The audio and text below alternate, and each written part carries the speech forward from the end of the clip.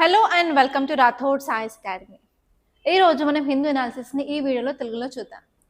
ఇక్కడ నేను హైదరాబాద్ ఎడిషన్ తీసుకుంటున్నాను. డేట్ వచ్చేసి 22 December.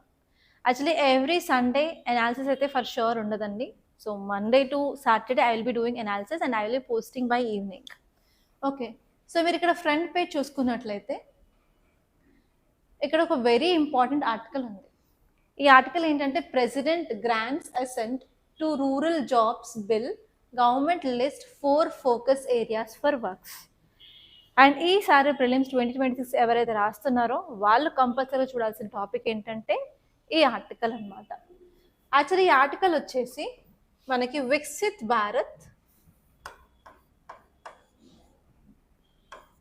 Guarantee for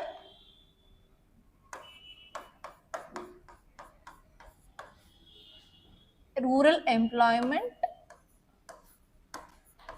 and Ajeevika mission Gramin 2025 గురించి చెప్తుందన్నమాట. సో ఇదేంటంటే అసలు ఫస్ట్ ఆఫ్ ఆల్ మనకి ఎన్నో ఇయర్స్ నుంచి ఉన్న స్కీమ్ ఎంజీ నరేగా. ఈ ఎంజీ నరేగా ఏంటి? Mahatma Gandhi national rural employment guarantee యాక్ట్ని 2005లో అప్పుడు కాంగ్రెస్ గవర్నమెంట్ తీసుకొచ్చిందనమాట. అండ్ ఈ స్కీమ్ ద్వారా మనకి రూరల్ ఏరియాస్లో అంటే విలేజెస్లో 100 days of guarantee employment provide చేస్తారు. అది కూడా అన్స్కిల్డ్ పీపుల్కి. అండ్ వేజెస్ వచ్చేసి మినిమం వేజెస్ ఇస్తారనమాట. ఇన్ కేస్ ఎవరైనా ఆ విలేజ్లో ఉన్న వాళ్ళు ఈ ఎంజీ నరేగా కింద వాళ్ళు అప్లై చేసుకుంటే ఇన్ కేస్ వాళ్ళకి ఎంప్లాయ్మెంట్ ఇవ్వకపోతే ఈవెన్ కంపెన్సేషన్ కూడా వాళ్ళు ప్రొవైడ్ చేస్తారనమాట ఈ స్కీమ్ కింద. ఇది వచ్చింది 2005లో, మనం ఉంది 2025లో. అంటే గత 20 years నుంచి చాలా చేంజెస్ రూరల్ ఏరియాస్ జరిగాయి కాబట్టి ఇప్పుడున్న నీడ్స్ అండ్ ఆస్పిరేషన్స్ ప్రకారం కొత్త స్కీమ్ తీసుకురావాలని చెప్పి ఈ బిల్ని రీప్లేస్ చేసేదాకా ఇప్పుడు కొత్త తీసుకొచ్చారు అనమాట. ఈ యాక్ట్ని రీప్లేస్ చేసేలా కొత్త బిల్లు తీసుకొచ్చారు. ఆ కొత్త బిల్లు లోక్సభలో పాస్ అయింది, అలాగే రాజ్యసభలో పాస్ అయింది. దాని తర్వాత ఇప్పుడు ప్రెసిడెంట్ దగ్గర కూడా అసెంట్ అనేది ప్రెసిడెంట్ ఇవ్వడం జరిగింది. అంటే ఇప్పుడు ఈ బిల్ కాస్త యాక్ట్గా మారిందనమాట. అండ్ ఇది వచ్చేసి కంప్లీట్గా ఎంజీ నరేగాని రీప్లేస్ చేస్తుంది. సో మీరు ఇక్కడ చూడాల్సిన విషయాలు ఏంటంటే అసలు ఎంజీ నరేగాకు ఉన్న ప్రొవిజన్స్ ఏంటి, అలాగే కొత్త విబిజీ రామ్జీ బిల్కున్న కొత్త ప్రొవిజన్స్ ఏంటి, ఇవి రెండింటిని కంపేర్ చేసుకుంటూ యూపీఎస్సీ క్వశ్చన్స్ అడిగే ఛాన్స్ ఉందన్నమాట, ఎస్పెషల్లీ ప్రిలిమ్స్లో. అండ్ సెకండ్ ఏరియా వచ్చేసి ఓన్లీ ఈ విబిజీ రామ్జీ యాక్ట్ మీదనే క్వశ్చన్స్ అడిగే ఛాన్స్ ఉన్నాయి. ఈ రెండు విధాలుగా యూపీఎస్సీ క్వశ్చన్స్ అయితే అడగచ్చు. సో ఇప్పుడు మనం కొన్ని ఫ్యాక్ట్స్ అనేది ఆ ఆర్టికల్ సంబంధించి చూద్దాం.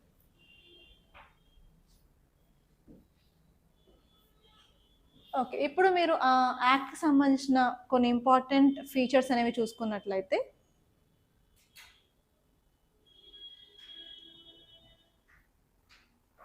ఇదొకటి ఏం చేస్తుంది అంటే 125 వర్కింగ్ డేస్ని ప్రొవైడ్ చేస్తుంది.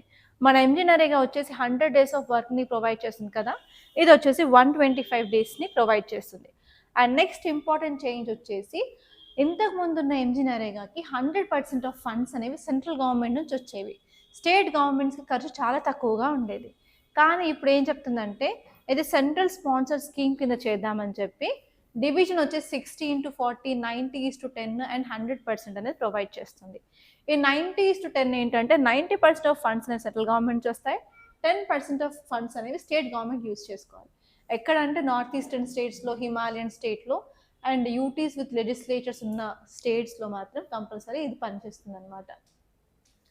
అండ్ నెక్స్ట్ వచ్చేసి 60:40, 60:40% ఫండింగ్ ఎక్కడ ఉంటుందంటే స్టేట్స్, నార్మల్గా వివిధ states and UTs with legislatures ఏవైతే ఉన్నాయో వాటికి అనమాట. అండ్ 100% ఏంటంటే యూటీస్ ఉన్నాయి మనకి, యూనియన్ టెరిటరీస్, వాటికి లెజిస్లేచర్ లేని యూటీస్కి మొత్తం ఫండింగ్ అనేది సెంట్రల్ గవర్నమెంట్ ప్రొవైడ్ చేస్తుందని ఈ విధంగా ఫండింగ్ అనేది డివైడ్ చేశారు. అండ్ నెక్స్ట్ వచ్చేసి ఈ కొత్త స్కీమ్లో కొన్ని ఏరియాస్లో అంటే ఎస్పెషలీ మనకి ఊళ్ళలోకి వెళ్తే సోయింగ్ టైంలో, ట్రాన్స్ప్లాంటేషన్ టైంలో, ఆ టైంలో ఎంప్లాయ్మెంట్ ఆపర్చునిటీస్ దొరుకుతాయి. ఆ టైంలో మినహాయించి మిగతా టైంలో 125 days ఆఫ్ వర్క్ని ప్రొవైడ్ చేయాలని చెప్పి ఈ బిల్ చెప్పడం జరిగింది. అదొక third important point. And even MG NREGA స్కీమ్లో కూడా కొంత అమౌంట్ అనేది స్టేట్ గవర్నమెంట్ భరించాల్సి వస్తుంది. అవి ఎక్కడ అంటే ఒకసారి లైక్ ఫర్ ఎగ్జాంపుల్ మీరు చూసుకున్నట్లయితే విలేజెస్‌లో ఎవరైనా సరే అప్లై చేశారు ఎంప్లాయ్‌మెంట్ ఆపర్చునిటీస్ జాబ్‌కి. కానీ జాబ్ ప్రొవైడ్ చేయలేనప్పుడు గవర్నమెంట్ అనేది కంపెన్సేషన్ అన్‌ఎంప్లాయ్‌మెంట్ అలవెన్స్‌ని ప్రొవైడ్ చేయాలి. ఆ అలవెన్స్ అనేది కంపల్సరీ స్టేట్ గవర్నమెంటే భరించాల్సొస్తుంది. సెంట్రల్ గవర్నమెంట్ కాదు. అండ్ అలాగే 1/4 ఆఫ్ మెటీరియల్ కాస్ట్ మనం యూజ్ చేస్తున్నామో, ఆ కాస్ట్ కూడా స్టేట్ గవర్నమెంటే భరించాల్సొస్తుంది. అండ్ అంతేకాకుండా స్టేట్ లెవెల్‌లో ఏమైనా సరే అడ్మినిస్ట్రేషన్ పరంగా ఎక్స్‌పెన్సెస్ ఉన్నట్లయితే, ఆ ఎక్స్‌పెన్సెస్‌ని కూడా స్టేట్ గవర్నమెంటే భరించాలి. ఈ 3 ఎక్సెప్షన్స్ మీద క్వెషన్ అడిగే ఛాన్స్ అయితే ఉందండి. అండ్ నెక్స్ట్ వచ్చేసి ఈ 4 ఇంపార్టెంట్ ఏరియాస్ ఏంటి అని కూడా అడగొచ్చు. ఆ 4 ఇంపార్టెంట్ ఏరియాస్ ఏంటంటే వాటర్ సెక్యూరిటీ. మనకి సెంట్రల్ గవర్నమెంట్‌లో జల్ జీవన్ మిషన్ అనే స్కీమ్ ఉంది. ఆ స్కీమ్‌లో గవర్నమెంట్ ఏం చేస్తుంది అంటే ట్యాప్ వాటర్‌ని ప్రొవైడ్ చేస్తుంది కదా! సో, అలాగే ప్రతి విలేజ్‌లో మనం వాటర్ సెక్యూరిటీని ప్రొవైడ్ చేయాలనే విధంగా తీసుకొచ్చారనమాట. దీంట్లో భాగంగా మనం వాటర్ సప్లై ఉండొచ్చు. అండ్ ఈవెన్ అక్కడున్న లేక్స్ కానీ, పాండ్స్ కానీ వాటర్ రిజువినేషన్ అయినా అయ్యుండొచ్చు. అండ్ నెక్స్ట్ వచ్చేసి కోర్ రూరల్ ఇన్‌ఫ్రాస్ట్రక్చర్. అంటే రూరల్ ఏరియాస్‌లో ఉండాల్సిన కీ ఇన్‌ఫ్రాస్ట్రక్చర్ ఏంటంటే అట్‌లీస్ట్ ఒక ప్రైమరీ హెల్త్ కేర్ సెంటర్ కానివ్వండి, ఒక ప్రైమరీ స్కూల్ కానివ్వండి, anganwadi centres, roads and street lights వాటి మీద ఫోకస్ చేస్తుంది. అండ్ నెక్స్ట్ వచ్చేసి లైవ్లీహుడ్ రిలేటెడ్ ఇన్‌ఫ్రాస్ట్రక్చర్. నార్మల్‌గా మనం ఊర్లలోకెళ్తే జీవనాధారం ఏంటంటే అగ్రికల్చర్ ఉంటుంది కదా! సో, అగ్రికల్చర్ చేసిన తర్వాత మనకొచ్చిన ధాన్యం కానీ, మనకొచ్చిన హార్వెస్ట్‌ని కానీ స్టోర్ చేసుకోవడానికి ప్రాపర్ స్టోరేజ్ సిస్టమ్స్ కూడా మన ఊర్లో ఉండాలి. అంటే గోడౌన్స్ కానీ, స్టోరేజ్ ఎక్విప్‌మెంట్స్ కానీ. వాటి కింద ఇది లైవ్లీహుడ్ రిలేటెడ్ ఇన్‌ఫ్రాస్ట్రక్చర్ గురించి మాట్లాడారు. అండ్ నెక్స్ట్ వచ్చేసి ఎక్స్‌ట్రీమ్ వెదర్ మిటిగేషన్ వర్క్. మనకందరికీ తెలుసు క్లైమేట్ చేంజ్ అవుతుంది. దానివల్ల డిజాస్టర్స్ పెరుగుతున్నాయి అని. డ్రాట్స్ వస్తున్నాయి, వరదలొస్తున్నాయి అలాగా. సో, ఏదైనా విలేజ్‌లో డ్రాట్ ఉందనుకోండి, మనం వాటర్ హార్వెస్టింగ్ మెకానిజమ్స్‌ని తీసుకురావాలి. ఫర్ ఎగ్జాంపుల్ మీ అందరికి తీనాదబి ఐడియా ఉండే ఉంటుంది. తను చేసిన ఒక బెస్ట్ థింగ్ ఏంటంటే రాజస్థాన్‌లో వాటర్ హార్వెస్టింగ్ సిస్టమ్స్‌ని డెవలప్ చేయడం. అలా మనం ఉన్న గ్రామాలు అసలు ఏ టైప్ ఆఫ్ డిజాస్టర్స్ మీద వస్తున్నాయి అవన్నీ చెక్ చేసుకొని వాటికి సంబంధించిన ఇన్‌ఫ్రాస్ట్రక్చర్‌ని క్రియేట్ చేయాలి. ఇది 4థ్ ఇంపార్టెంట్ పాయింట్ అన్నమాట. ఓకే. ఈ 4 ఇంపార్టెంట్ పాయింట్స్ చూసుకుంటే సరిపోతుంది. సో, ఇప్పుడు నెక్స్ట్ ఇంకా వేరే ఆర్టికల్స్ చూసుకున్నట్లయితే మన హైదరాబాద్ పేజ్‌లో అంత ఇంపార్టెంట్ అయితే ఏం కనిపించలేదు. ఈ పేజ్ కూడా స్కిప్ చేసేయండి. అంత ఇంపార్టెంట్ అసలే కాదు యూపీఎస్సీ పాయింట్ ఆఫ్ వ్యూలో. జస్ట్ అడ్వర్టైజ్‌మెంట్ పేజ్ అది. అండ్ నెక్స్ట్ వచ్చేసి తెలంగాణ పేజ్‌లో ఒక ఆర్టికల్ కనిపిస్తుంది. మీరు గ్రూప్స్‌కి ప్రిపేర్ అవుతున్నట్లయితే యూపీఎస్సీనే కాకుండా స్టేట్ సర్వీస్ ఎగ్జామినేషన్‌లో కూడా కొన్ని ఏరియాస్ మీద ఫోకస్ చేస్తారు. అవేంటంటే ఏదైనా ఫెస్టివల్ న్యూస్‌లో ఉన్నట్లయితే. ఇక టైటిల్ ఏమి ఇచ్చారంటే Revanth releases poster on Medaram Mahajatara. Okay. UPSC అయినా, గ్రూప్స్ అయినా ఈ మేడారం మహాజాతర న్యూస్‌లో ఉంది. అసలు దీనికి సంబంధించి అసలు ఏంటి డీటెయిల్స్ అని అడిగే ఛాన్స్ ఉన్నాయి. సో, జస్ట్ ఈ మేడారం జాతర అసలు ఎక్కడ జరుపుకుంటారు? అండ్ ఎన్ని రోజుల ఫెస్టివల్, ఎన్ని రోజుల జాతర ఇది? అండ్ వాటికి గవర్నమెంట్ చేసిన ఇనిషియేటివ్స్ ఏంటి? అండ్ అలాగే అసలు ఇది సెలబ్రేట్ చేసుకోవడానికి మేజర్ రీజన్ ఏంటి? హిస్టరీ పరంగా ఒకసారి మన కల్చర్ పాయింట్ ఆఫ్ వ్యూలో ఈ జాతరని ఒక్కసారి మీరు చూసుకున్నట్లయితే క్వెషన్స్ వచ్చే ఛాన్సెస్ అయితే ఇక్కడ ఉన్నాయన్నమాట. ఒకసారి అది చూసుకోండి. అండ్ నెక్స్ట్ సౌత్ పేజ్‌లో కూడా అంత ఇంపార్టెంట్ ఆర్టికల్స్ అయితే ఏం లేవు. అండ్ మన ఎడిటోరియల్ పేజ్‌లో కొన్ని ఆర్టికల్స్ అయితే ఇంపార్టెంట్‌గా కనిపిస్తున్నాయి. సో, ఫస్ట్ ఆర్టికల్ వచ్చేసి the bulldozer demolition of MG NREGA. ఇదేంటంటే వీబీజీ రామ్జీ బిల్ గురించి చెప్తుందనమాట. ఆ బిల్‌కి ప్రెసిడెంట్ అసెంట్ కూడా వచ్చింది కాబట్టి అది ఇప్పుడు యాక్ట్ అవుతుంది కాబట్టి కంప్లీట్‌గా ఎంజీ నరేగా స్కీమ్‌ని రీప్లేస్ చేస్తుందని చెప్పి ఆర్టికల్ చెప్పడం జరిగింది. సో, అంతకుమించి ఇంకేం లేదు. Just provisions of that new bill గురించే ఉన్నాయన్నమాట. అండ్ నెక్స్ట్ ఇక్కడ మీరు ఒక ఆర్టికల్ చూసుకున్నట్లయితే ఈ లీడ్ ఆర్టికల్ చాలా ఇంపార్టెంట్. ఈ లీడ్ ఆర్టికల్ ఏం చెప్తుంది అంటే రీసెంట్‌గా మన ప్రైమ్ మినిస్టర్ 3 కంట్రీస్‌కి విజిట్ చేశారు కదా! అది ఎక్కడున్నాయి అంటే ఫస్ట్ వచ్చి ఇథియోపియా ఆఫ్రికాలో ఉంది. జోర్డాన్ వచ్చేసి వెస్ట్ ఏషియాలో ఉంది. అండ్ నెక్స్ట్ వచ్చేసి ఒమాన్ ఎక్కడుంది? గల్ఫ్‌లో ఉంది కదా! సో, ఈ 3 కంట్రీస్‌కి విజిట్ చేశారు అంటే 3 ఏరియాస్‌లో మన ఇండియా యొక్క ఇన్‌ఫ్లూయెన్స్ అనేది మనం పెంచుకోవచ్చు అని చెప్పి ఈ ఆర్టికల్ చెప్పడం జరిగింది. నేను ఇంతకుముందు క్లాసెస్‌లో ఆల్రెడీ క్లియర్‌గా ఇండియా ఇథియోపియా రిలేషన్స్ గురించి, అలాగే ఇండియా జోర్డాన్ రిలేషన్స్ గురించి అండ్ ఇండియా ఒమాన్ రిలేషన్స్ గురించి చెప్పాను. అండ్ ఈ సంవత్సరం వచ్చేసి ఇండియా జోర్డాన్ రిలేషన్స్ చాలా చాలా ఇంపార్టెంట్. అండ్ ఈసారి జోర్డాన్ గురించి ప్రిలిమ్స్ బేస్డ్ క్వెషన్ అంటే మ్యాప్ బేస్డ్ క్వెషన్ వచ్చే ఛాన్సెస్ ఉన్నాయి. ఒకసారి మీరు పీవైక్యూస్ తీసేసి గత కొన్ని ఇయర్స్గా యూపీఎస్సీ జోర్డాన్ మీద ఎలాంటి మ్యాప్ బేస్డ్ క్వశ్చన్ అడిగారు ఒకసారి చూసుకోండి. ఎందుకంటే సేమ్ క్వశ్చన్ రిపీట్ అయ్యే ఛాన్సెస్ కూడా ఉన్నాయి. ఎందుకంటే ఈసారి India Jordan relations marks 75th anniversary, మనం ఈసారి 75th యానివర్సరీ సెలబ్రేట్ చేసుకుంటున్నాం కాబట్టి చాలా ఎక్కువ ఛాన్సెస్ అయితే ఉన్నాయి మ్యాప్ ఆఫ్ జోర్డాన్ వచ్చే ఛాన్సెస్ అనమాట. సో ఇక్కడ ఆర్టికల్ ఏం చెప్తుంది అంటే రీసెంట్గా మనం ఇండియా ఇథియోపియా కానివ్వండి, ఇండియా ఒమాన్ కానివ్వండి అండ్ ఇండియా జోర్డాన్ కానివ్వండి, మనం ట్రేడ్ ఇంప్రూవ్ చేసుకోవాలి అనుకుంటున్నాము. అలాగే ఎనర్జీలో అండ్ అలాగే అగ్రికల్చర్లో వివిధ రంగాల్లో మనం అగ్రిమెంట్స్ అయితే చేసుకున్నాం. కానీ ఈ ఆర్టికల్ అసలు ఏం చెప్తుందంటే ఓన్లీ మన కంట్రీకి ఆ కంట్రీకి మాత్రమే హెల్ప్ఫుల్గా అయితే ఈ రిలేషన్స్ ఉండవు. మన తెలుసు ఏంటంటే మన వరల్డ్లో ఉన్న కంట్రీస్ అన్ని డెవలప్డ్ కంట్రీస్గా, డెవలపింగ్ కంట్రీస్గా అండ్ లీస్ట్ డెవలప్డ్ కంట్రీస్గా ఉన్నాయి. సో ఈ కంట్రీస్ అన్ని కలిసి గ్లోబల్ నార్త్, గ్లోబల్ సౌత్ అనే ఆర్గనైజేషన్స్ ఫామ్ అయ్యాయి. గ్లోబల్ నార్త్లో ఉండేది డెవలప్డ్ కంట్రీస్, గ్లోబల్ సౌత్లో ఉన్నవి developing and least developed countries. ఈ గ్లోబల్ సౌత్కి లీడర్గా ఇండియా ఉంది కదా. అండ్ ఇప్పుడు ఇండియా ఇలా ఇలా ఒక్కొక్క కంట్రీకి విజిట్ చేయడం వల్ల ఒక్కొక్క కంట్రీ ఒక్కొక్క రీజన్లో ఉంది. ఇప్పుడు ఇథియోపియా చూసుకున్నట్లయితే ఆఫ్రికాలో ఉంది, జోర్డాన్ చూసుకున్నట్లయితే వెస్ట్ ఏషియాలో ఉంది, ఒమాన్ చూసుకున్నట్లయితే గల్ఫ్ కంట్రీస్లో ఒక కంట్రీ. కాబట్టి ఇలా ఒక కంట్రీ ఇన్ ఎనీ గ్రూపింగ్తో మనం ఇంపార్టెంట్గా రిలేషన్స్ చేసుకున్నట్లయితే మన ఇండియాకి ఆ ఎంటైర్ గ్రూపింగ్కి యాక్సెస్ అనేది ఉంటుందన్నమాట. సో సింపుల్గా చెప్పాలంటే మీరు ఏదైనా పార్టీకి వెళ్ళాలంటే అసలు ఎవరు మీకు తెలియకుండా ఆ పార్టీకి వెళ్ళగలరా? లేరు. సో ఆ పార్టీలో ఒక పర్సన్ని పట్టుకొని ఆ పర్సన్ ఒక ఇంపార్టెంట్ పర్సన్ అయి ఉంటే ఆ పర్సన్తో మీకు రిలేషన్స్ బాగున్నట్లయితే ఈజీగా మీరు ఆ పార్టీకి యాక్సెస్ అవుతారు. అండ్ ఆ పార్టీకి వెళ్ళిన తర్వాత మిగతా వాళ్ళ ఫ్రెండ్స్ అందరినీ కలుపుకుంటారు కదా. అదే మనం ఇక్కడ అప్లై చేస్తున్నాం అనమాట. ఇప్పుడు ఇథియోపియా చూసుకున్నట్లయితే ఆఫ్రికన్ యూనియన్లో చాలా ఇంపార్టెంట్ మెంబర్ అండ్ ఒమాన్ వచ్చేసి గల్ఫ్ కోఆపరేషన్ కౌన్సిల్లో ఇంపార్టెంట్ మెంబర్. అలాగే మన వెస్ట్ ఏషియాలో ఇండియాకి ఇన్ఫ్లుయెన్స్ ఇంప్రూవ్ చేసుకోవాలంటే జోర్డాన్తో కంపల్సరీ రిలేషన్స్ ఇంపార్టెంట్ అనమాట. ఈ విధంగా ఇండియా ఏంటంటే డిఫరెంట్ ఆర్గనైజేషన్స్లో ఇండియా యొక్క ఇన్ఫ్లుయెన్స్ చూపించడానికి ఈ విజిట్ అనేది చూపిస్తుందని చెప్పి ఈ ఆర్టికల్ క్లియర్గా చెప్పిందనమాట. సో ఇలాంటి విజిట్స్ చేసినప్పుడు ఏంటంటే మనకి ట్రేడ్ అనేది పెరుగుతుంది, మన ఇండియన్ గూడ్స్కి యాక్సెస్ అనేది పెరుగుతుంది, మనం ఎంప్లాయ్మెంట్ని క్రియేట్ చేయొచ్చు, అలాగే మిగతా కంట్రీస్లో ఉన్న అడ్వాన్స్ టెక్నాలజీని కూడా మనం బారో చేయొచ్చు అండ్ ఈవెన్ మనం ఇన్వెస్ట్మెంట్స్ని కూడా అడగచ్చు. దానివల్ల ఫారిన్ ఇన్వెస్ట్మెంట్స్ పెరుగుతాయి. సో రీసెంట్గా చూసినట్లయితే ఇండియన్ రూపీ వాల్యూ దారుణంగా పడిపోయింది. దాని రీజన్ ఏంటంటే మన ఇండియా నుంచి అవుట్ ఫ్లో అవుతుంది అనమాట ఫారిన్ కరెన్సీ. సో అలా అవ్వకుండా మనం ఇన్వెస్ట్మెంట్స్ తెచ్చుకోవడానికి ఛాన్స్ ఉంటుంది.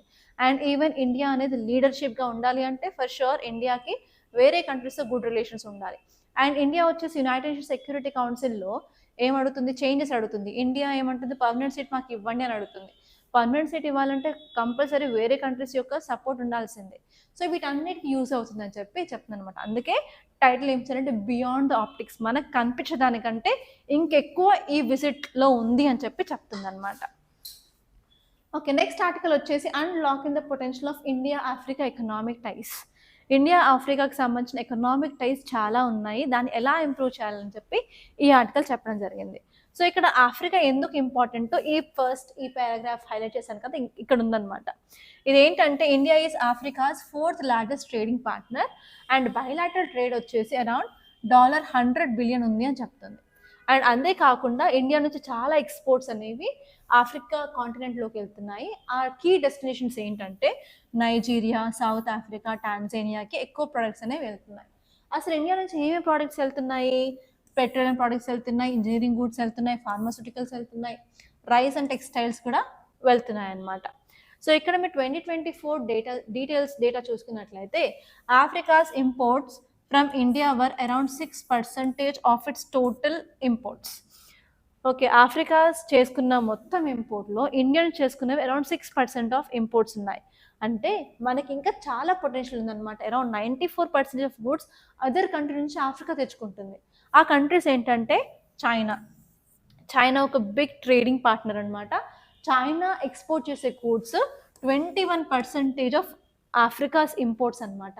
అంటే చైనా లీడింగ్ ఫ్యాక్టర్గా ఉంది. ఓకే, సో ఇక్కడ మనకి ఆర్టికల్ ఏం చెప్తుంది అంటే ఇండియాకు కూడా చాలా పొటెన్షియల్ ఉంది. అండ్ రీసెంట్ ఇథియోపియా విజిట్ వల్ల మనకి ఆఫ్రికన్ యూనియన్లో ఉన్న కనెక్షన్ పెరుగుతుంది కాబట్టి ఇండియా ఈ గ్యాప్ని తగ్గించుకొని మనం ఎక్కువ ఎక్స్పోర్ట్ చేయాలని చెప్తుంది. సో అసలు ఎక్కువ ఎక్స్పోర్ట్ చేయాలంటే అసలు మనం ఎలాంటి స్ట్రాటజీ ఫాలో అవ్వాలి? సో ఈ ఆర్టికల్ మొత్తం చెప్పేది 5 ఇంపార్టెంట్ పాయింట్స్ అనమాట. సో ఫస్ట్ పాయింట్ వచ్చేసి మనం ట్రేడ్ బ్యారియర్స్ రిమూవ్ చేయాలి. అలాగే మిగతా కంట్రీస్తో నెగోసియేషన్స్ అంటే కూర్చొని చర్చించుకొని అసలు ఎక్కడెక్కడ మనకి అవుట్ఫాల్స్ ఉన్నాయి, అసలు ఆఫ్రికన్ ఇంపోర్ట్స్ ఎందుకు ఇండియన్స్ తక్కువ చేసుకుంటున్నారని చెప్పి అవన్నిటి మీద డిస్కషన్స్ అని చెయ్యాలి అని చెప్తుంది. దాంతోపాటు మనం ట్రేడ్ అగ్రిమెంట్స్ని కూడా సైన్ చేసుకున్నట్లయితే మనం ఎక్కువ గూడ్స్ని ఆఫ్రికాకి పంపించవచ్చు అని ఫస్ట్ పాయింట్ చెప్తుంది అనమాట. అండ్ సెకండ్ పాయింట్ వచ్చేసి లో value commodity exports to 2-way value added and cross border joint venture manufacturing. మనం చేసే ఎక్స్పోర్ట్స్ అన్నీ కూడా లో వాల్యూగానే ఉన్నాయి. అదే కాకుండా ఏంటంటే హై వాల్యూ ప్రొడక్ట్స్ని ఎక్స్పోర్ట్ చేయడానికి ట్రై చేయాలి అని చెప్తుంది అనమాట. అండ్ నెక్స్ట్ ఇంపార్టెంట్ థింగ్ ఏంటంటే అటు సైడ్ కూడా ఆఫ్రికన్ కంట్రీస్ని కూడా మన ఇండియన్ కంట్రీస్ని కూడా మ్యాచ్ చేసేసి వాళ్ళ ఇండియన్ కంట్రీకి సంబంధించిన ఇండస్ట్రీస్ని కూడా మ్యాచ్అప్ చేసేసి ఇద్దరు కలిసి మ్యానుఫ్యాక్చరింగ్ చేస్తే మాత్రం మంచి యూజ్ ఉంటుందని చెప్తుంది అనమాట second point. And third point వచ్చేసి మనం lines of credit, accessibility to trade finance. ఇప్పుడు ఏదైనా సరే ట్రేడ్ చేయాలంటే కంపల్సరీ ఆ కంట్రీస్కి సంబంధించిన ఫైనాన్స్ అవన్నీ చూసుకోవాలి. ఇన్ కేస్ ఆ కంట్రీకి సంబంధించి ఏమైనా ఫైనాన్స్ కూడా ఏదైనా ప్రాబ్లం ఉన్నట్లయితే ఇండియా లైన్ ఆఫ్ క్రెడిట్ అనేది తీసుకొచ్చి వాళ్ళకి గ్రాంట్స్ కూడా ప్రొవైడ్ చేయొచ్చు అని చెప్తున్నారు. దానివల్ల ఏంటంటే మన ఆఫ్రికన్ మార్కెట్స్కి ఇండియా నుంచి micro small medium enterprises segment improve అవ్వచ్చు అని చెప్తున్నారు అనమాట. అండ్ నెక్స్ట్ వచ్చేసి ఫోర్త్ పాయింట్. ఈ ఫోర్త్ పాయింట్లో మనం lowering freight and logistic cost. మనం ఇండియా నుంచి గూడ్స్ పంపించినప్పుడు ట్రాన్స్పోర్టేషన్ కాస్ట్ అనేది వేస్తాం కదా. సో సింపుల్గా చెప్పాలంటే మీరు ఎక్కడైనా సరే ఏమైనా ఆర్డర్ పెట్టుకున్నట్లయితే డెలివరీ ఛార్జెస్ అని వేస్తారు కదా. సో అలాగే ఇంటర్నేషనల్ ట్రేడ్లో కూడా లాజిస్టిక్ కాస్ట్, ట్రాన్స్పోర్ట్ కాస్ట్ ఉంటుందన్నమాట. మనం ఏ కాస్ట్ తగ్గించినట్లయితే వాళ్ళు ఎక్కువ ఇంపోర్ట్ చేసుకుంటారు అని కూడా ఫోర్త్ పాయింట్ చెప్తుంది. అండ్ నెక్స్ట్ వచ్చేసి పీపుల్ టు పీపుల్ టైస్ని, డిజిటల్ ట్రేడ్ని కూడా ఇంప్రూవ్ చేయాలి. ఎస్పెషలీ ఇన్ఫర్మేషన్ టెక్నాలజీని, హెల్త్ కేర్ని, ప్రొఫెషనల్ సర్వీసెస్ని, స్కిల్ డెవలప్మెంట్ని అవి కూడా చేయడం వల్ల ఈవెన్ సర్వీస్ని కూడా మనం ఎక్స్పోర్ట్ చేయడానికి వీలుగా ఉంటుంది. ఈ 5 పాయింట్ల మీద ఫోకస్ చేసినట్లయితే ఇక్కడ చైనా ఆక్యుపై చేసిన రాజ్యాన్ని మనం రీప్లేస్ చేయొచ్చు అని చెప్పి ఈ ఆర్టికల్ చెప్తుంది అనమాట. ఓకే, చాలా important article. And next opinion పేజ్లోకి వెళ్ళినట్లయితే వెరీ ఇంపార్టెంట్ ఆర్టికల్ అండి. మీరు ఎస్సే రాసినా కూడా ఇక్కడ చెప్పే పాయింట్స్ అనేవి అక్కడ రాసుకోవచ్చు. ఈ టాపిక్ ఏంటంటే lessons from China on tackling pollution. మనందరికీ తెలుసు పొల్యూషన్ ఒక మేజర్ ప్రాబ్లం అయిపోయింది ఇండియాలో. ఎస్పెషల్లీ మెట్రోపాలిటన్ సిటీస్లో ఎయిర్ క్వాలిటీ చాలా పువర్గా ఉంది, బ్యాడ్గా ఉంది. అసలు అది ఆ కండిషన్స్లో ఉండలేమని చెప్పి చాలా రిపోర్ట్స్ వస్తున్నాయి. అండ్ రీసెంట్గా ఎగ్జాంపుల్స్ చూసుకున్నట్లయితే కొన్ని స్టడీస్ ఏం చెప్తున్నాయంటే హైలీ పొల్యూటెడ్లో ఇన్ కేస్ ప్రెగ్నెంట్ ఉమెన్ ఉన్నట్లయితే వాళ్ళ బేబీస్ పూర్తిగా ఎదగరు. అండ్ 9 months గడవక ముందే లేబర్ అయిపోతుంది, ప్రీటర్మ్ లేబర్ అయిపోతుందని రిపోర్ట్స్ వచ్చాయి. అంతేకాకుండా ఆస్తమా, రెస్పిరేటరీ డిసీజ్ పెరుగుతున్నాయని వచ్చాయి. అంతేకాకుండా రీసెంట్గా ఢిల్లీ గవర్నమెంట్ తీసుకున్న స్టెప్స్ ఏంటి? పొల్యూషన్ని కంట్రోల్ చేయడానికి ట్రెడిషనల్ క్రాకర్స్ని బ్యాన్ చేశారు, గ్రీన్ క్రాకర్స్ని ప్రమోట్ చేశారు. అండ్ అలాగే సుప్రీంకోర్టు కూడా కొన్ని గైడ్లైన్స్ ఇచ్చింది, ఓన్లీ ఈ టైంలోనే క్రాకర్స్ పేల్చాలి, ఉత్త టైంలో కాదు అని చెప్పి. అయినా కూడా మనం వినలా, మిగతా టైంలో అన్నిటిలో పేల్చాం. దానివల్ల సివియర్ ఎయిర్ క్వాలిటీ మారిపోయింది అని చెప్పారు. అండ్ అదే కాకుండా stubble burning in Punjab and Haryana కూడా మేజర్ రీజన్ అంటున్నా. అయినప్పటికీ కూడా సెంట్రల్ గవర్నమెంట్ చాలా స్టెప్స్ తీసుకుంటుంది, స్టేట్ గవర్నమెంట్ కూడా తీసుకుంటుంది. అయినా కూడా స్టబుల్ బర్నింగ్ని ఆపలేకపోతున్నాం. అండ్ రీసెంట్గా గవర్నమెంట్ ఏం చెప్పిందంటే 90 నుంచి 92% తగ్గించామంటుంది. కానీ రియల్ శాటిలైట్ ఇమేజెస్ ఏం చెప్తున్నాయి? ఓన్లీ 30% మాత్రమే తగ్గింది అంటుంది. అసలు ఏది నమ్మాలి, ఏది నమ్మాలో కూడా ప్రజల్లో ఇంకొక క్వశ్చన్ మార్క్ అనేది రేస్ అయింది. అండ్ అదే కాకుండా రీసెంట్గా ఢిల్లీ గవర్నమెంట్ అయితే క్లౌడ్ సీడింగ్ చేస్తాము, ఆర్టిఫిషియల్ రెయిన్ క్రియేట్ చేస్తాము, దానివల్ల పొల్యూషన్ తగ్గుతుంది అన్నారు. బట్ దానివల్ల కూడా ఎలాంటి చేంజ్ రాలేదు. అండ్ రీసెంట్గా ఒక 15 days back mist generators, artificial mist generators use చేస్తాము, దానివల్ల పొల్యూషన్ తగ్గుతుంది అని చెప్పారు. సో ఎన్ని స్టెప్స్ ఏమి చేసినా కూడా అసలు పొల్యూషన్ అనేది ఇండియాలో తగ్గట్లేదు. కాబట్టి మనం చైనా నుంచి లెసన్స్ లెర్న్ చేయాలని చెప్పి ఆర్టికల్ చెప్తుంది. అసలు చైనా నుంచి ఎందుకు, వేరే కంట్రీస్ ఉన్నాయి కదా అని మీకు డౌట్ వస్తే మనం సింపుల్గా క్వశ్చన్ అడిగితే అసలు పొల్యూషన్కి కారణం ఏంటంటే హ్యూజ్ పాపులేషన్ అనే మాట అందరి నోట్ల నుంచి వస్తుంది. చైనా కూడా ఎగ్జాంపుల్ ఆఫ్ హ్యూజ్ పాపులేషన్ కదా. అయినప్పటికీ కూడా చాలా వెల్గా ట్యాకిల్ చేసి ఎయిర్ క్వాలిటీని కంట్రోల్ చేసింది చైనా. సో అందుకని మనం చైనా నుంచి లెర్న్ చేసుకోవాలని ఈ ఆర్టికల్ చెప్తుందన్నమాట. సో ఇక్కడ మీరు క్లియర్ కట్గా చూసినట్లయితే అసలు చైనా ఏం చేసింది. సో చైనా తీసుకొచ్చింది 2 పాలసీస్ అండి, మీరు రాసుకుంటానంటే రాసుకోవచ్చు. ఫస్ట్ వచ్చేసి air pollution prevention and control action plan first వచ్చేసి, సెకండ్ వచ్చేసి బ్లూ స్కై ప్రొటెక్షన్ క్యాంపెయిన్. ఈ 2 పాలసీస్ ఏం చేస్తున్నాయంటే టాప్ డౌన్ ఇంటర్వెన్షన్స్ తీసుకొస్తున్నాయి. వాళ్ళు ఫోకస్ చేసింది దేని మీద అంటే ఎనర్జీ మీద ఫోకస్ చేశారు, ట్రాన్స్పోర్ట్ మీద ఫోకస్ చేశారు, ఇండస్ట్రీ మీద, వాటి మీద ఫోకస్ చేసేసి ఎస్పెషలీ పాలసీస్ని చేంజ్ చేశారు అండ్ స్ట్రిక్ట్ ఎన్ఫోర్స్మెంట్ తీసుకొచ్చారు.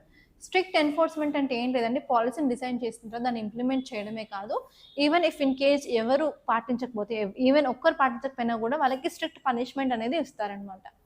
అండ్ అలాగే రీజనల్ కోఆర్డినేషన్, లోకల్ లెవెల్స్లో లోకల్ గవర్నమెంట్తో లోకల్ పీపుల్తో కూడా ప్రాపర్ కోఆర్డినేషన్ ఉండడం వల్ల దీన్ని సక్సెస్ అయిందని చెప్తున్నారు. అండ్ వాళ్ళు చేసిన ఇంపార్టెంట్ స్టెప్స్ ఏంటంటే ఎలక్ట్రిక్ మొబిలిటీని పెంచారు. అంటే మనం ఎలక్ట్రిక్ వెహికల్స్ అంటున్నాం కదా, వాటిని వాళ్ళు పెంచడం జరిగింది. అండ్ అలాగే షట్ డౌన్ చేశారు. ఏం షట్ డౌన్ చేశారంటే పొల్యూషన్ కలిగించే ఇండస్ట్రీస్ ఏవైతే ఉన్నాయో వాటిని షట్ డౌన్ చేశారు. ఇన్ కేస్ అవి షట్ డౌన్ చేయడానికి కుదరదు అన్నప్పుడు వాటిని రీలొకేట్ అయితే చేశారు. అండ్ అదే కాకుండా వాళ్ళు కోల్ బేస్డ్ ఫైర్డ్ బాయిలర్స్ని అన్నిటిని న్యాచురల్ గ్యాస్తో రీప్లేస్ చేశారు. అండ్ ఎస్పెషలీ వెహికులర్ ఎమిషన్స్లో మాత్రం చైనా 6 స్టాండర్డ్స్ని వాళ్ళు ఇంప్లిమెంట్ చేశారు. ఓకే, సో ఇలాంటి స్టెప్స్ తీసుకోవడం వల్ల లాస్ట్కి ఏం జరిగిందంటే వాళ్ళ PM 2.5 లెవెల్స్ని డ్రాస్టికల్గా తగ్గించారనమాట. సో ఇక్కడ మీరు చూసుకున్నట్లయితే డేటా 2013లో వాళ్ళ కంట్రీలో ఉన్న PM 2.5 లెవెల్స్ ఎంత అంటే 102 మైక్రోగ్రామ్స్ పర్ మీటర్ క్యూబ్. దాన్ని కాస్త ఈ స్టెప్స్ అన్ని ఇంప్లిమెంట్ చేయడం వల్ల 2024లో దాన్ని 31 మైక్రోగ్రామ్స్ పర్ మీటర్ క్యూబ్కి తగ్గించడం జరిగింది. అంటే ఇది ఒక గ్రేట్ సక్సెస్ అని చెప్పారు. సో కాబట్టి ఇలాంటి వాటిని మనం కూడా ఇండియాలో ఇంప్లిమెంట్ చేసినట్లయితే కొంత మేరకు మనం ఈ ఎయిర్ పొల్యూషన్ని కొన్ని సిటీస్లో అయినా తగ్గించవచ్చు అని చెప్పి ఈ ఆర్టికల్ చెప్పడం జరిగింది. సో అట్లీస్ట్ ఈ పాయింట్స్ కొన్ని మీరు రాసుకున్నట్లయితే మీరు ఎథిక్స్ కేస్ స్టడీస్లో కానివ్వండి, ఆర్ఎస్ జిఎస్ పేపర్ 3లో డైరెక్ట్గా ఎయిర్ పొల్యూషన్ గురించి ఏదైనా క్వశ్చన్ వస్తే మెజర్స్ కింద ఇవి రాసుకోవచ్చు అనమాట, చైనా కేస్ స్టడీ అని. అలా చాలా బాగుంటుంది అండ్ వాల్యూ అడిషన్ పాయింట్లా కూడా యూస్ చేసుకోవచ్చు. ఓకే, నెక్స్ట్ ఇంకా వేరే పేజ్లోకి వెళ్ళినట్లయితే ఇక్కడ చాలా ఇంపార్టెంట్ ఆర్టికల్ ఉందండి. Environment minister reviews measure to address human wild life conflict.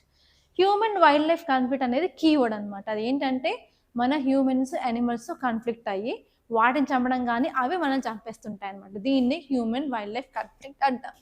అసలు నార్మల్గా వైల్డ్ యానిమల్స్ ఎక్కడ ఉంటాయి? ఫారెస్ట్లలో ఉంటాయి. సో ఫారెస్ట్ నుంచి బయటకు వచ్చి హ్యూమన్స్ అనే దగ్గర వాళ్ళని వచ్చి అటాక్ చేస్తున్నాయి అంటే మనకు అర్థం చేసుకోవాల్సింది ఏంటంటే వాళ్ళ హ్యాబిటాట్ అనేది తక్కువ అవుతుంది, డే బై డే డీఫారెస్టేషన్ జరుగుతుంది, డెవలప్మెంటల్ యాక్టివిటీస్ అంటున్నాము, రోడ్వేస్ అంటున్నాము, రైల్వేస్ అంటున్నాము, మైనింగ్ అంటున్నాము. అండ్ అదే కాకుండా మనం ఏం చేస్తున్నాము అంటే ఇండస్ట్రీస్ని ఎక్స్పాండ్ చేస్తున్నాం ఈవెన్ ఫారెస్ట్ ఏరియా సైడ్ కూడా, ఎందుకంటే పొల్యూషన్ని కంట్రోల్ చేయాలని. సో అలా ఏమవుతుంది, entire habitats of this Animal అనేది తక్కువ అవుతుంది. తక్కువ అవడం వల్ల ఏంటంటే అవి హ్యూమన్ సెటిల్మెంట్స్ దగ్గరకు వచ్చేసి అక్కడ ఉన్న లైవ్ స్టాక్ కానివ్వండి ఆర్ఎల్స్ డైరెక్ట్గా పీపుల్ మీద కానీ అటాక్ చేసి వాళ్ళు చంపేస్తున్నాయి అనమాట.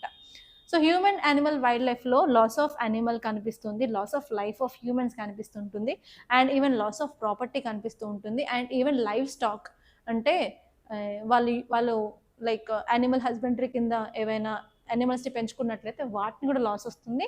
అండ్ ఈవెన్ ఇన్ కేస్ అక్కడ ఉన్న పీపుల్ ఏదైనా ఫార్మింగ్ చేసుకున్నట్లయితే వాళ్ళ అగ్రికల్చర్ ఫీల్డ్స్ కూడా లాస్ అవుతాయి, అంటే ఏంటంటే పంట నష్టాలు కూడా అవుతాయి అనమాట. ఇవన్నీ వస్తున్నాయి. ఎస్పెషల్లీ మనకి యానిమల్స్ తోటి థ్రెట్ ఉంది అంటే మనకు చీతాతో థ్రెట్ ఉంది, టైగర్తో థ్రెట్ ఉంది, అండ్ మనం చూసుకున్నట్టయితే ఎలిఫెంట్తో కూడా థ్రెట్ ఉంది.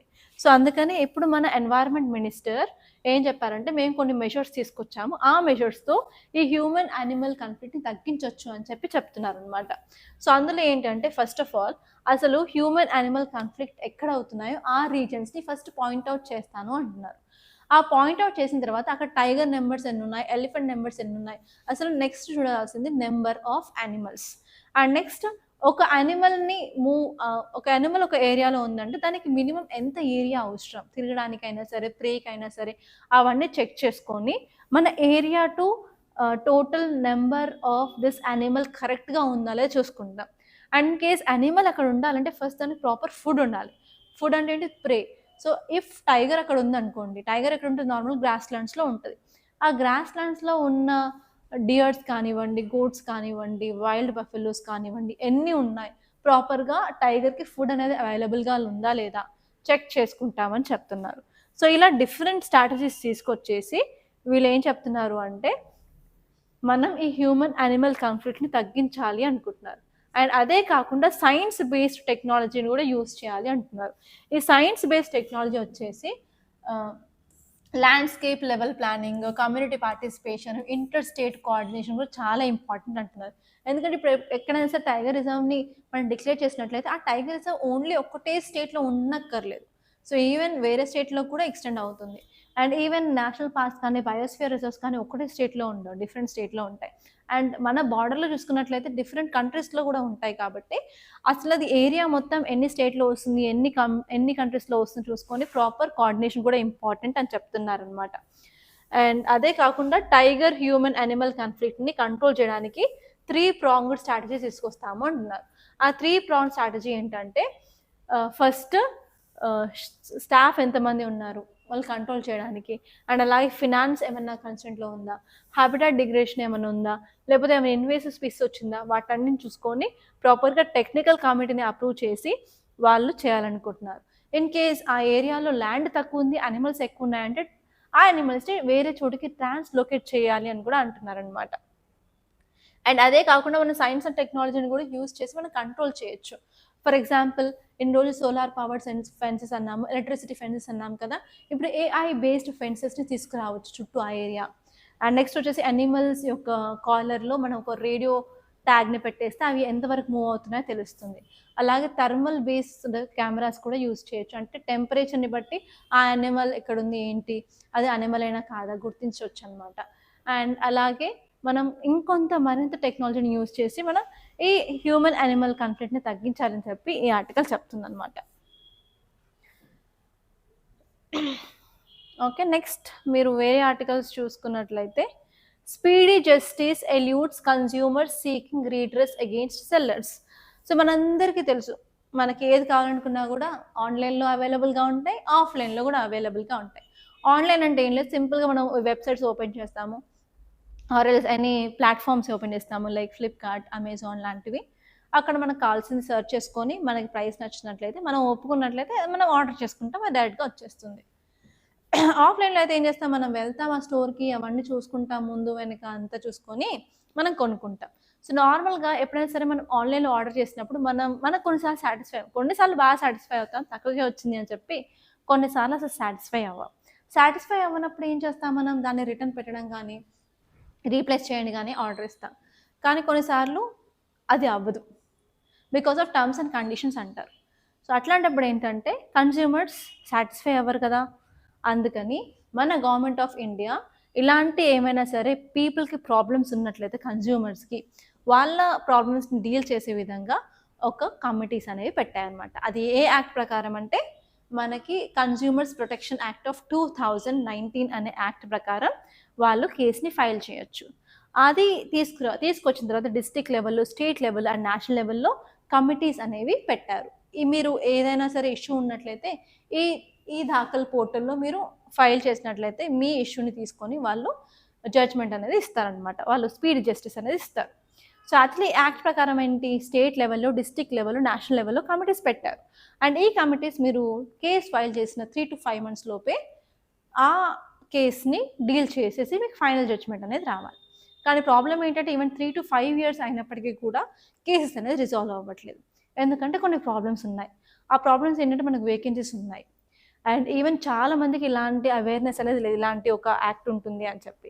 అండ్ నెక్స్ట్ వచ్చేసి కొన్నిసార్లు కేసెస్ డీల్ చేసేటప్పుడు ఇంకొన్ని డీటెయిల్స్ అనేది కావాలి. ఫర్ ఎగ్జాంపుల్ మనం ఏం చేస్తాము, ఈవెన్ ఇన్స్టాగ్రామ్లో కూడా ప్రోడక్ట్స్ అనేవి మనం పర్చేస్ చేస్తాం కదా, అలా ప్రోడక్ట్స్ అనేది పర్చేస్ చేసినప్పుడు వాళ్ళకి ప్రాపర్ రిజిస్ట్రేషన్ అవంతా ఉండదు. అదంతా లేనప్పుడు ఇలా లీగల్గా వెళ్ళినట్లయితే ప్రాబ్లమ్స్ అనేది ఉంటాయన్నమాట, జస్టిస్ అనేది మనకి అందదు.